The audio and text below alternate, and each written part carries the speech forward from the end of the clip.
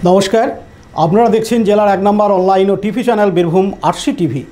আপনাদের সঙ্গে আমি শুভাশিস। শুরু করছি আজকের সংবাদ। বিস্তারিত সংবাদে যাওয়ার আগে দেখে নেব সংবাদ শিরোনাম। স্ত্রীর প্রেমে পরাজিত স্বামী, বন্ধুর হাতেই তুলে দিলেন প্রাক্তন স্ত্রীকে। ফের পরিযায়ী শ্রমিকের মৃত্যু বোলপুরে।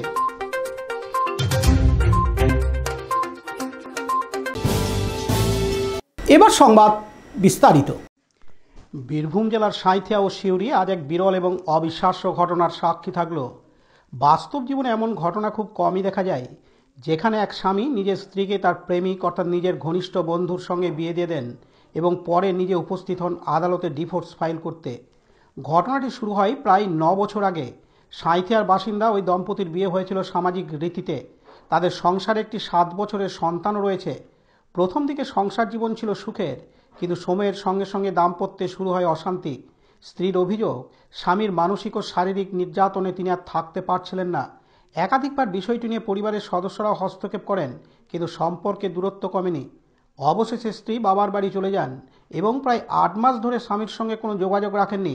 এই সময়ই তার ঘনিষ্ঠতা বাড়ে স্বামীর এক বন্ধুর সঙ্গে। ধীরে ধীরে সম্পর্কটি প্রেমে পরিণত হয়। বিষয়টি জানার পর প্রথমে ক্ষুব্ধ হলেও পরে স্বামী পরিস্থিতি মেনে নেন। নিজের পরিবারের সঙ্গে আলোচনার পর অবশেষে মন্দিরে বন্ধুর সঙ্গেই স্ত্রীকে বিয়ে দিয়ে দেন তিনি। আজ সেই ঘটনার আইনি পরিণতি ঘটাতে প্রাক্তন স্বামী ও স্ত্রী হাজির হন সিউড়ি আদালতে। তাদের সঙ্গে ছিলেন স্ত্রীর নতুন স্বামীও, অর্থাৎ প্রাক্তন স্বামীরই বন্ধু। আদালতে ডিভোর্স ফাইলের সময় সকলের চোখে পড়ে 3 জনের শান্ত স্ত্রীর মুখ। এ বিষয়ে প্রাক্তন স্বামী বলেন, পরশুদিন যে ঘটনাটা ঘটেছে, আমার স্ত্রী আমার বন্ধুর সঙ্গে পালিয়ে গেছে। এটা আমি রাস্তা থেকে ধরে নিয়ে এসে ওদেরকে দুজনকে বিয়ে দিই, আর সেটাই আজ ডিভোর্স ফাইল করতে এসেছিলাম সিউড়ি কোর্টে। এটা আমার কেস হয়ে আছে একটা 8 মাস আগে। এবার ওদের কবে সম্পর্ক সেটা বলতে চান। আমাকে একটা আমার স্ত্রী করেছিল আমার নামে কেস। তারপর সে বাবার বাড়িতে থাকে। বাবার বাড়ি থেকে পরশুদিন পালিয়ে যায় সকালে। ওখান থেকে তারপরে আমি যোগাযোগ করে এদিকে আমি এখানে ধরি। তারপরে ধরে নন্দস্তলায় মন্দির গিয়ে বিয়ে দিয়ে দিতে। আজকে আমি সিউড়ি কোর্টে এসেছি ওদের দুজনকে নিয়ে এখানে ডিভোর্স ফাইল করার। আর আমার যেটা পুরনো কেসটা আছে সেই কেসটা উইথড্র করে নেব। হ্যাঁ, এখন তো ডিভোর্স ফাইল হয়েছে, কেসটা তো এখন উইথড্র হবে না বললো। যে ম্যাডামের কাছে আমার কেসটা আছে সেই ম্যাডামকেই দেওয়া হয়েছে এটা ডিভোর্স ফাইলটা করার জন্য। উনি বলছে যে আমার স্ত্রী বলেছে আমি সব কেস তুলে দেবো। হ্যাঁ, হ্যাঁ, সমস্ত কেস তুলে দেবে। আমার তো মনে হচ্ছে ওর জন্যই তো সবকিছু এইগুলো, আমার বন্ধুর জন্যই। আজকে আমার পুরো যেগুলো হয়েছিল সবগুলো আমার বন্ধুর জন্যই। প্রাক্তন স্বামীর স্ত্রী জানান, কোর্টে এসেছি ডিভোর্সের জন্য। কারণ আমার পুরনো হাজবেন্ডের সঙ্গে আমি থাকবো না। আলাপ ফোনে থেকে হয়েছে, মেসেঞ্জার থেকে।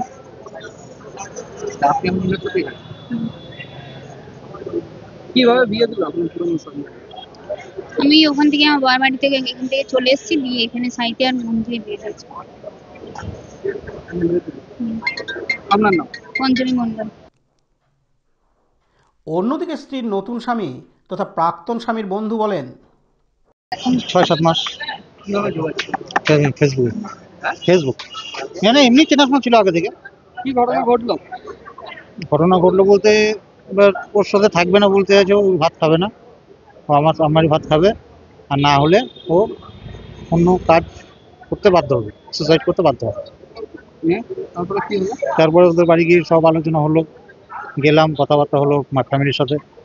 কথাবার্তা বলার পর ওদের বাড়ি থেকেও রাজি নয়, ও চলে এলো।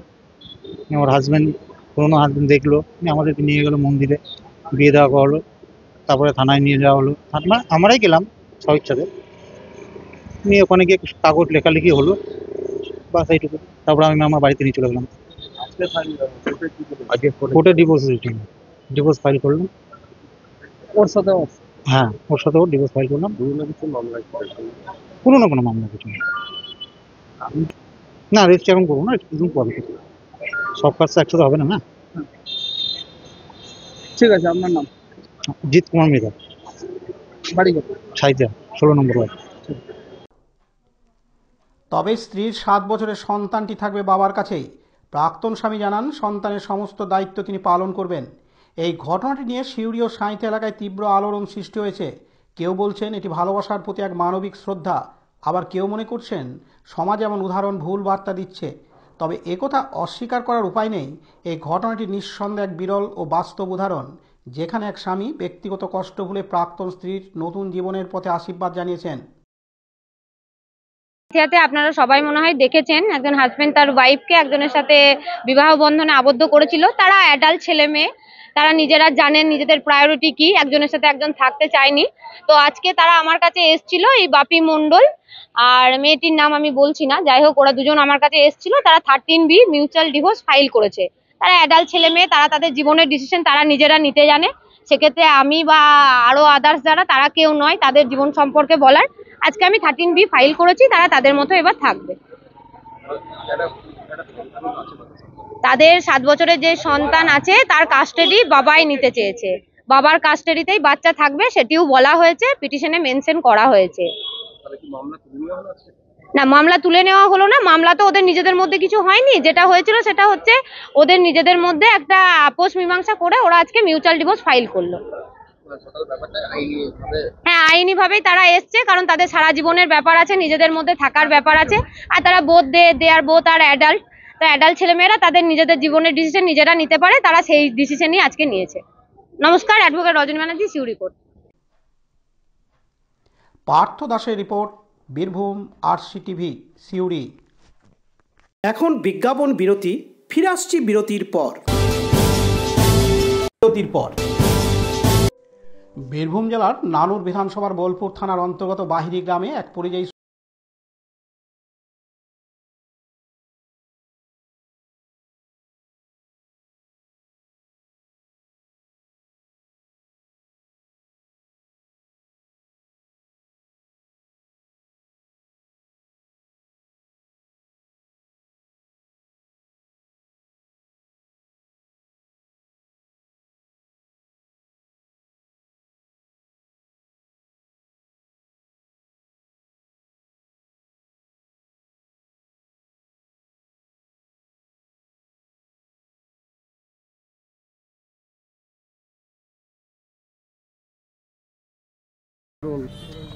শুধু পরিবার নয়, গোটা গ্রাম তথা পার্শ্ববর্তী গ্রামের মানুষ একটা হাহাকার করছে।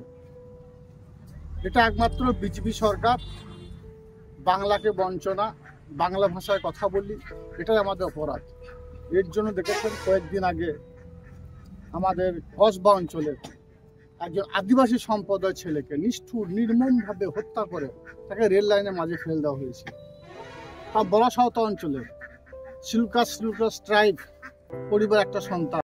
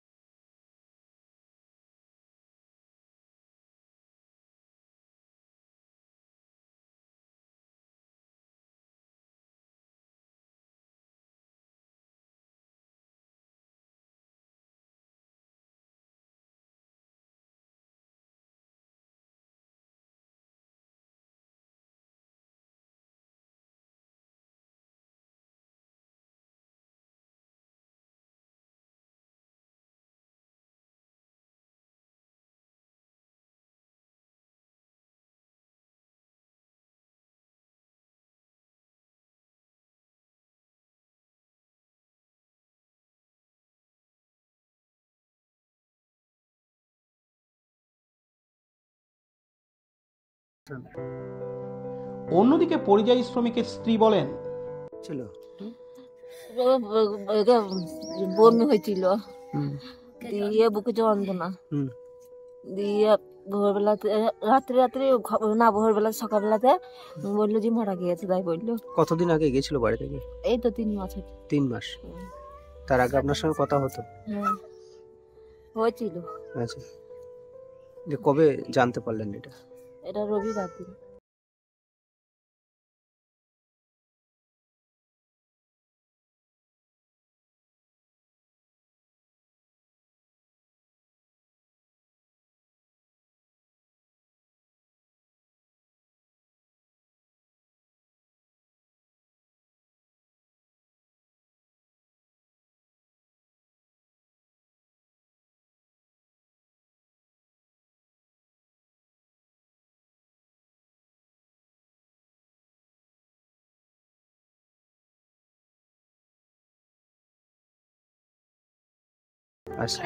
আসার কখন কথা ছিল?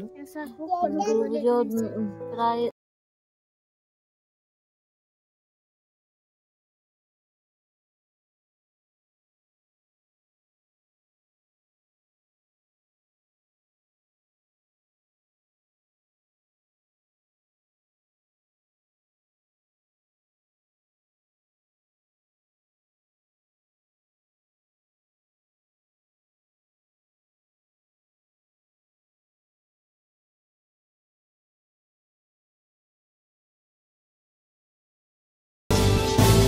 আজকের সংবাদ এই পর্যন্ত। পরবর্তী সংবাদের জন্য চোখ রাখুন বীরভূম RC টিভির পর্দায়। নমস্কার।